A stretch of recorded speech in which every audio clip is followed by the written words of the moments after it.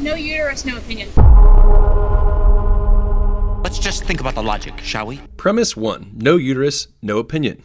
Brad doesn't have a uterus, therefore Brad doesn't have an opinion. Let's look at the first premise. No uterus, no opinion. But is she really saying Brad doesn't have an opinion on the issue, or that she doesn't like Brad's opinion?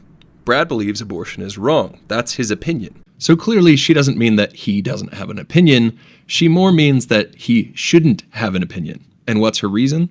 Because he can't relate to the issue because he doesn't have a uterus. But does that logic work elsewhere? Yeah, racism is wrong. You're not black. Here we have the same argumentative structure. Someone saying because you don't have pigment, you shouldn't have a view on racism. But of course, we wouldn't say that someone who is white shouldn't have an opinion on racism being wrong. Their opinion should be that racism is wrong. Oh yeah, I agree with that.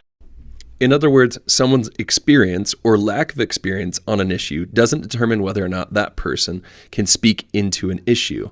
What matters is whether or not their opinion is correct, which needs to be judged on its own merits. In fact, it's a logical fallacy to argue otherwise, because then you are saying they're wrong just because of where the information is coming from. This is what philosophers call the genetic fallacy, saying that because information is coming from someone, it must be false.